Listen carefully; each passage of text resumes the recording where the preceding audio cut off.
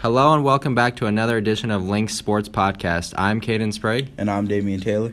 And today we are going to be talking about the NBA playoffs and the matchups and also who we think should win Rookie of the Year. All right, so first let's start with the Celtics and the Bucks. Celtics leading 2-0 right now, and next game's in Milwaukee.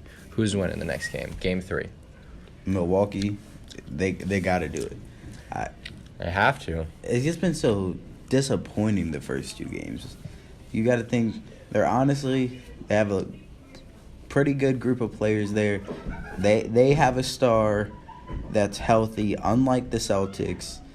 Giannis was early MVP talks about halfway through the season is kind of when it gets depleted, but started the season off hot, firing.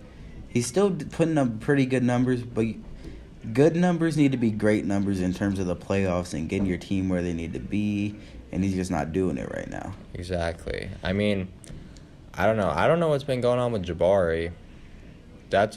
I thought he was going to be a big X factor for the Bucks coming into this, but I don't know. He hasn't really done much that's like wowed me, obviously, because Bucks aren't winning games. Eric Bledsoe needs to know who Terry Rozier is. That's for sure.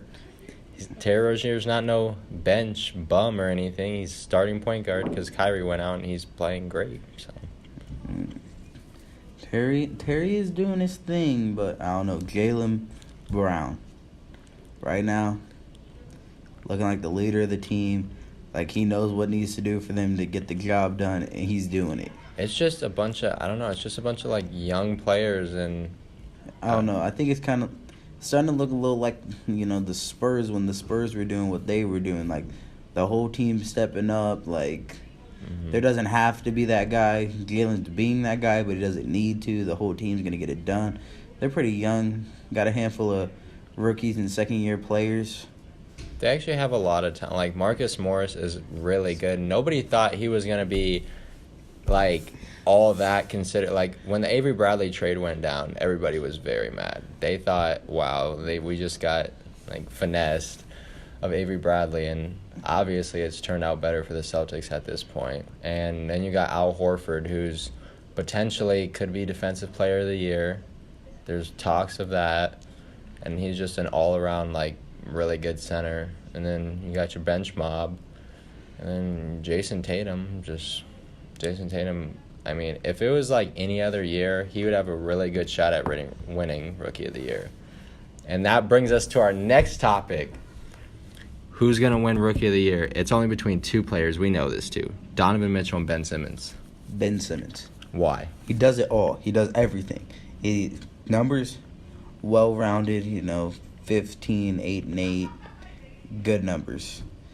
Like, you don't really expect a rookie to come into the league and be able to do it all. And I don't care. He is a rookie. Did not play last year. I don't care if he got drafted 2 years ago. He's a rookie. Okay, but I got to ask you this. So, Rookie of the Year gets announced after the first round, correct? I believe so. Or is it during the first round?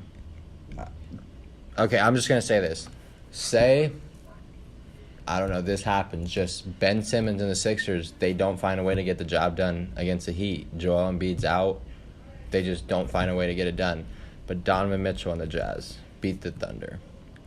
Does that put it into different perspective? I don't think so. Think of it this way. The Heat's best player, arguably, Hassan Whiteside. Which has not been playing, but that's a different topic. But, hasn't been playing. But I'm just saying, if you think about it, like, their best player hasn't been playing. The Sixers' best player hasn't been playing. You're saying Joel's best Sixers player? He is the best Sixers player. Has to be. Yeah. But I'm just saying, like, then it takes both teams down a step.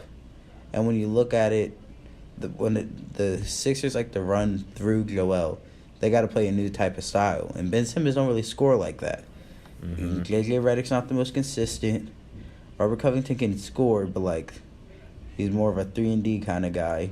Yeah. And then Dario will step up when he needs to. He proved it last year when Joel went down. I feel that last game, if you watched between the Heat and the Sixers, the Heat like to make Ben Simmons score. Because I feel like if Ben Simmons gets his other teammates involved, then the crowd's just right behind him. It's too much. Obviously, they're going to Miami, which is going to be a different story because Miami be turning up too. And Dwayne Wade County. They're going to want to make him score because, one, he can't shoot. Mm-hmm. If he can't shoot, he's going to have to drive. If he's driving, you can trap, you can double team, you can try to knock the ball away. You can use the same tactics you have to use on players like Giannis or LeBron when he wasn't shooting the ball. Those kind of tactics, which helps. So, therefore, he's going to be causing more turnovers and getting less ball movement. So, it makes sense to make him score, but at the same time, do they really have someone that can stop him with a full head of steam if there's no help there? It's like it's either going to help them or it's going to kill them. Like, I don't feel like there's any sort of in between. He's not going to be average. Yeah, I gotcha. Like, watching the Heat and Sixers game for Game 2, you notice a lot of this season that people are just stepping off of Ben Simmons, just daring him to shoot. But then again, that most of the time would, like, make him able to create some other type of shot for his teammates. But with the Heat, like, with, I don't know, defenders like James Johnson, they've been pressuring him, which makes him, like, have to drive and kind of, like, force him to score. And, like, you're not going to win a game off of twos because Ben Simmons not shooting threes unless he gets a three the hard way.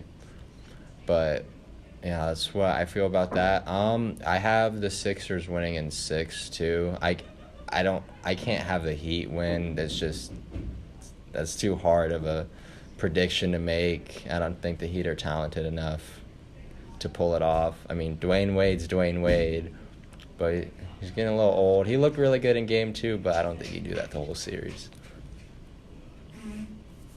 I don't think Miami can win, but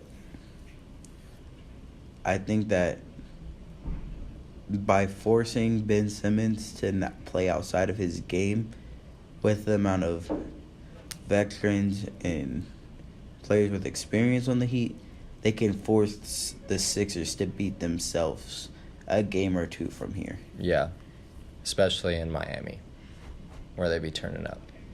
All right, but we're going to go on to the next series between the Wizards and the Raptors. What have you thought about that series? The Wizards, by far, have been the most disappointing playoff team from either conference, up or down, no matter what. More disappointing than the Trailblazers? More disappointing than the Trailblazers. The Trailblazers, I already felt like they were going to give it up once the playoffs started. But this Wizards team, fresh out of they were one game away from the conference finals last year.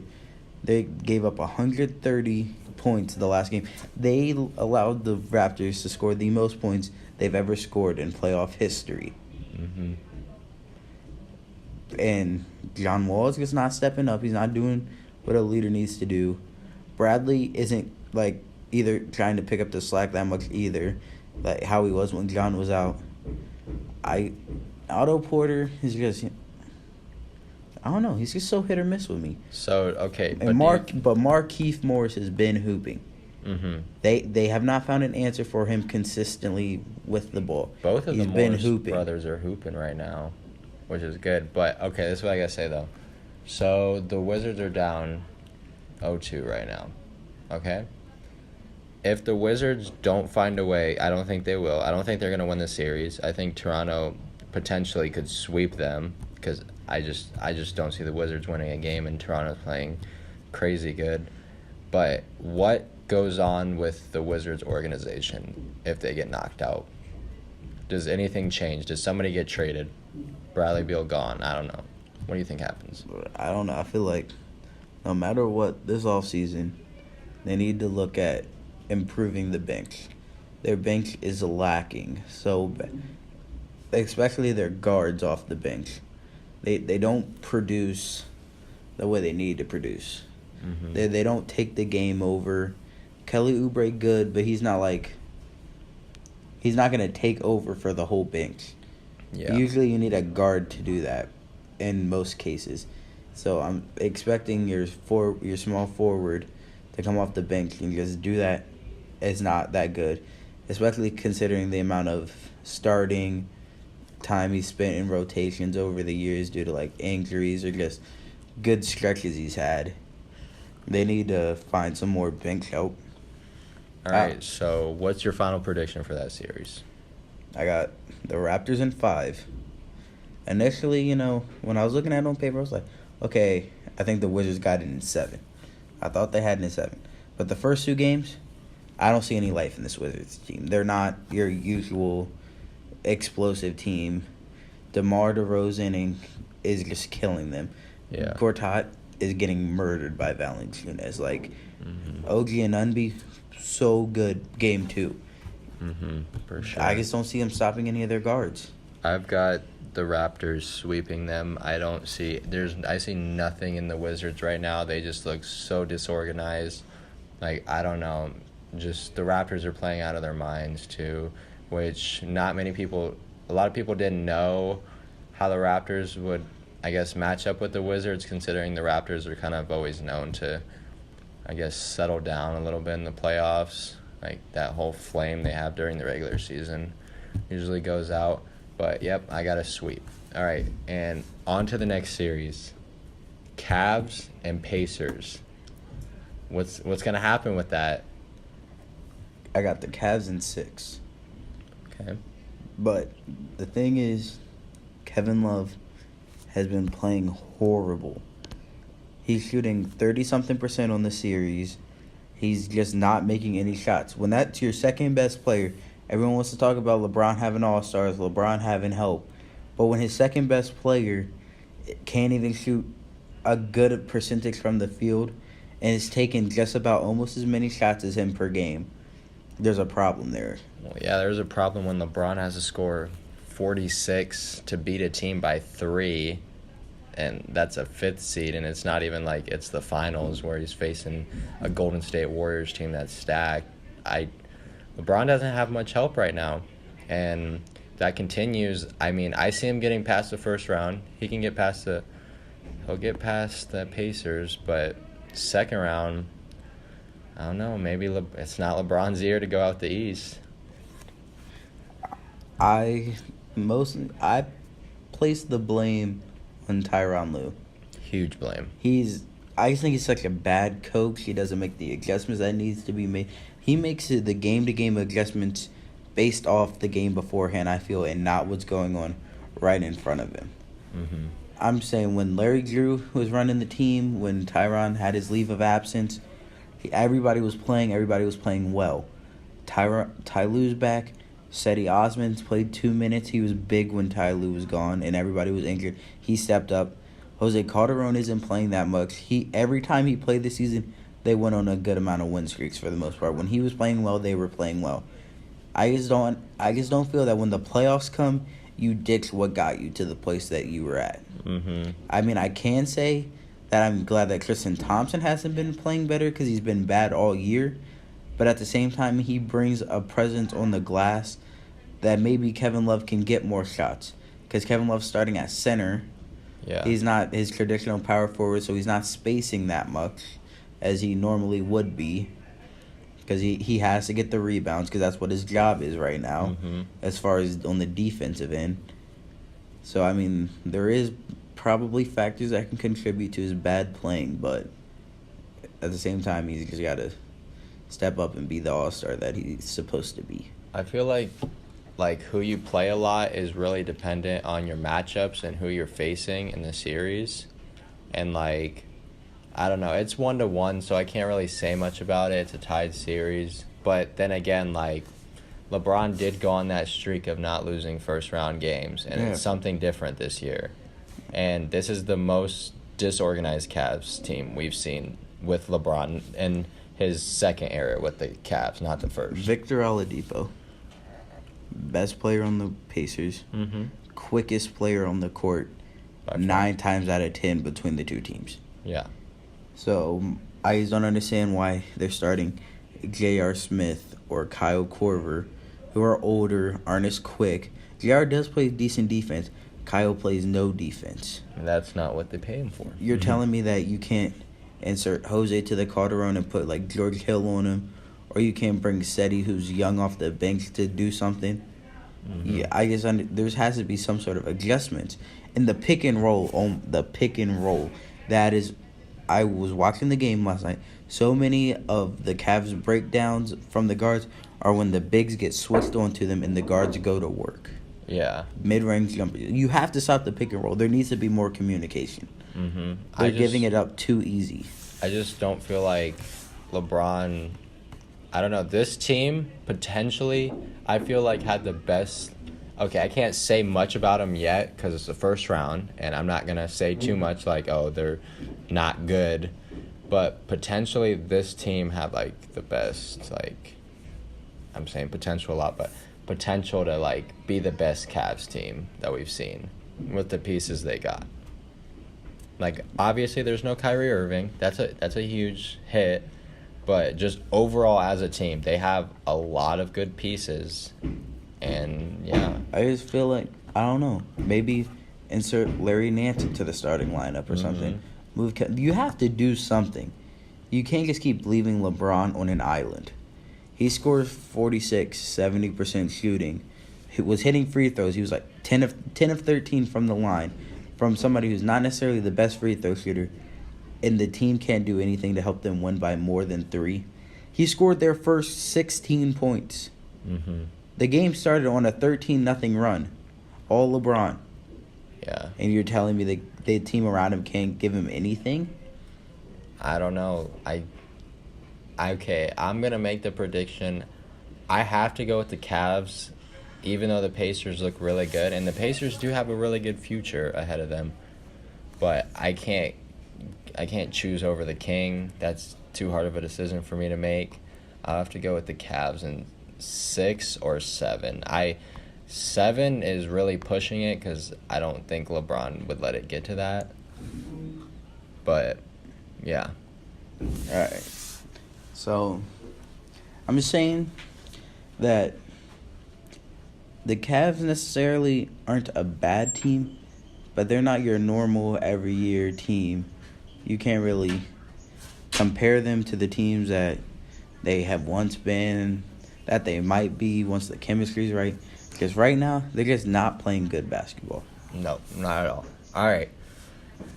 What's your final prediction on that? Cavs in 6. Cavs in 6. Okay. Now, let's go to the West Coast. I'm going to go with the first seed and 8th seed. Rockets and Wolves. What have you thought about that series? I take back my comment about the Wizards being the most disappointing team in the playoffs. The Timberwolves have been by far, not even close, probably the most disappointing team. But they're an 8th seed. It doesn't matter. Jimmy Butler, Karl Anthony Towns, Andrew Wiggins is on a max contract. Jeff Teague is good. They're just not playing good. Jimmy Butler barely shot the ball in their last game. Cat has scored less points in this series than Derrick Rose. That says something when Derrick Rose is outscoring you. Also, shout out to my Derrick Rose fans.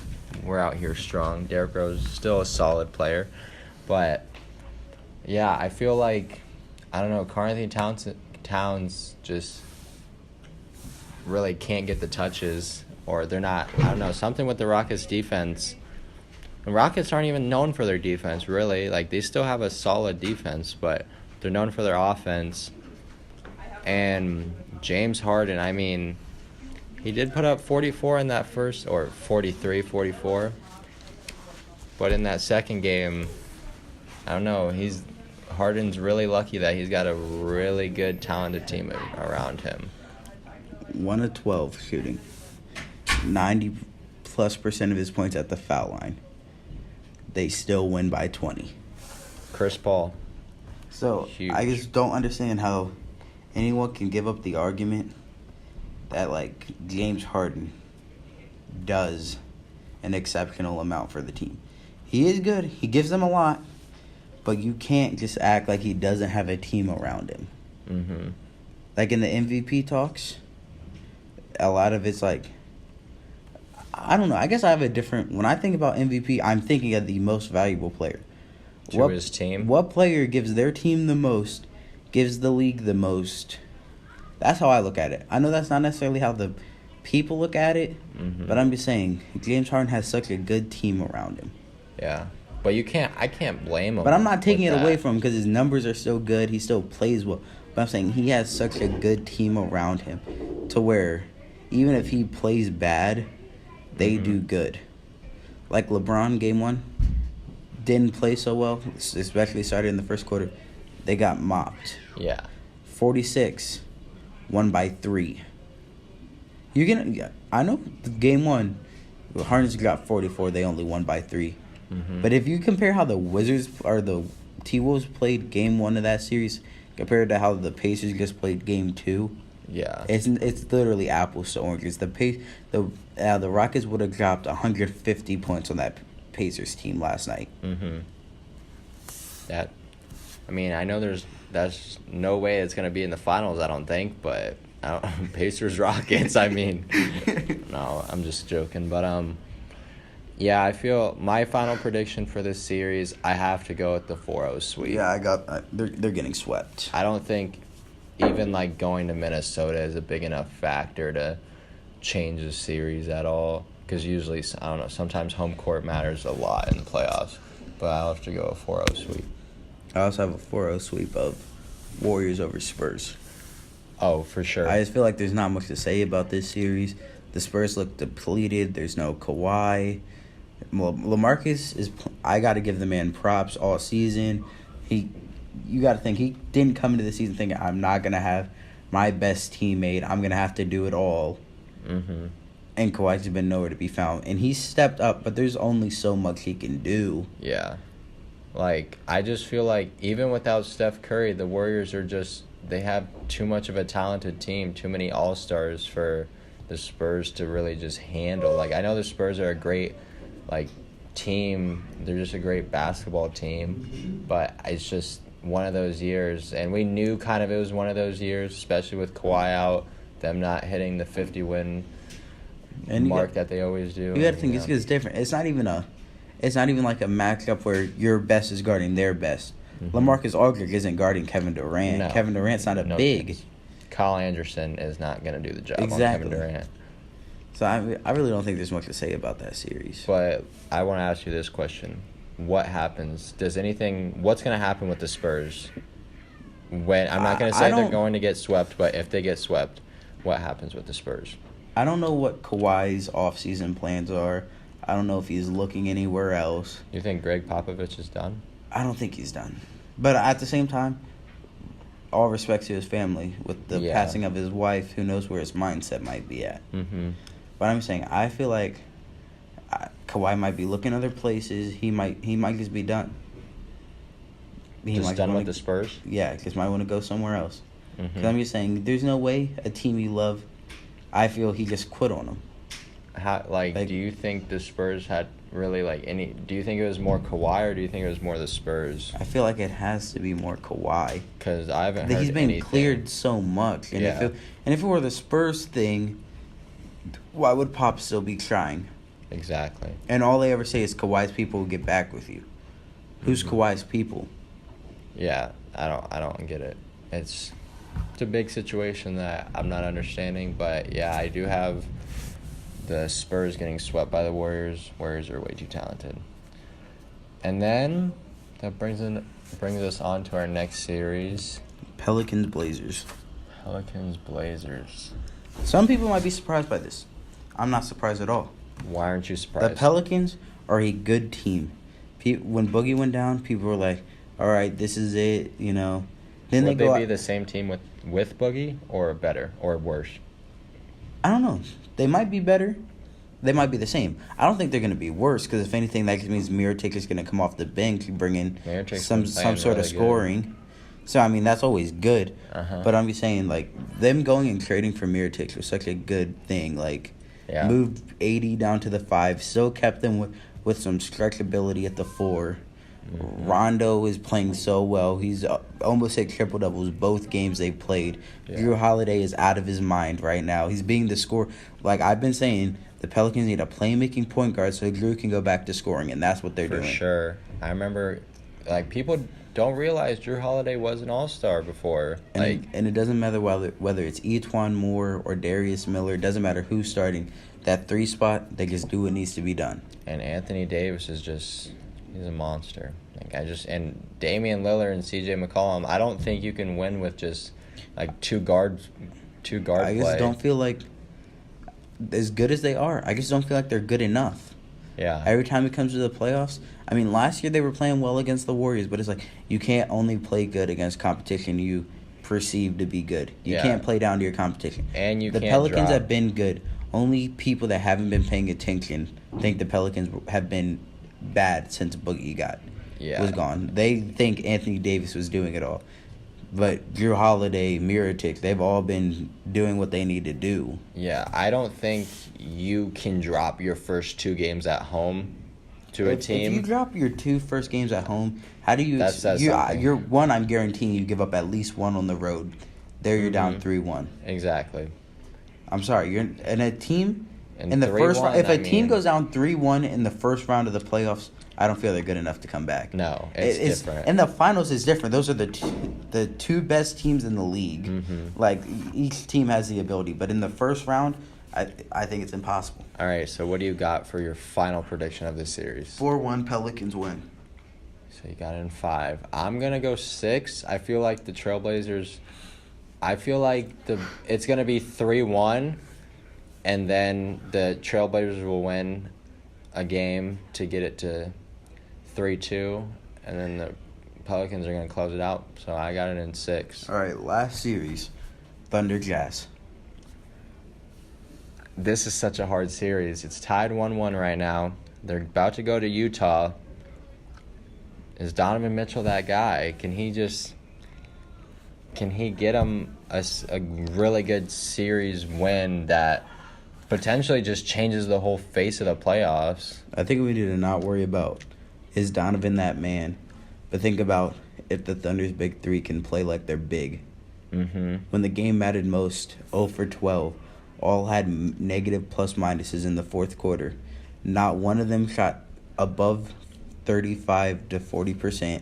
Yep. These are your best guys. Your best guys are giving away the game. When people say that Westbrook, like when they said when Kevin Durant was still in the Thunder, that Westbrook lost them games, all 3 of them are doing that same thing that people said Westbrook used to do. Paul George. Except it's multiplied by 3. I like how Paul George has been playing. He's been playing pretty good, but then again, there's times where he needs to show up. When it matters most, I don't care what happened quarters 1 through 3, or even 1 through halfway through the fourth. When the game matters, are your stars going to shine? And they're not shining. And the Thunder had that game last night. Or just... They did have that game. They went on a 19-0 run. And they just blew it. The Jazz showed up in the fourth, and the Thunder just had no answer. So, I'm just going to ask you this.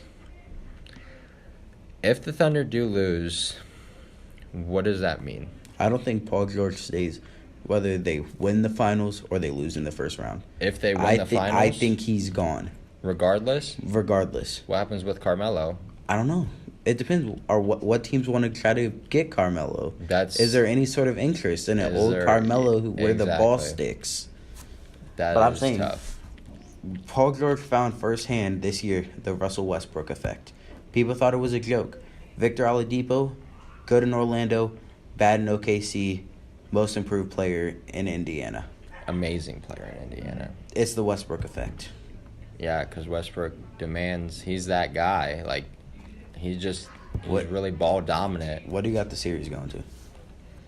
I'm going to have this series. I think it's going to go a full 7 because they're just both two really talented teams.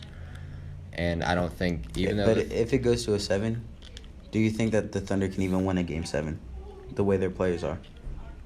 Thunder Game 7, ooh.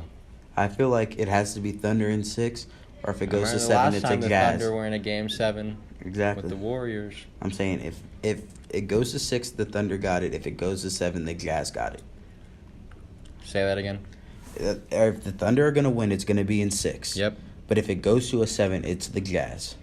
Do you know the home court situation? The Jazz will have home court game. Game 7? Yep. I totally agree with that. That's what I feel would happen. And then the Jazz beat the Thunder. That it just changes the whole entire playoffs because a lot of people thought with the Thunder's play against like the bigger teams in the regular season. But the thing is, do you think the Jazz can even contend with the Rockets next round? No. Exactly. No chance. I'm saying the Thunder by the Thunder losing, it guarantees a Rockets Warriors final matchup. Yeah. Because people thought the Spurs would have a chance. No Kawhi, no chance. No Kawhi, no chance. So the Warriors are going to be there, but it just depends on if the Thunder can stop the Rockets.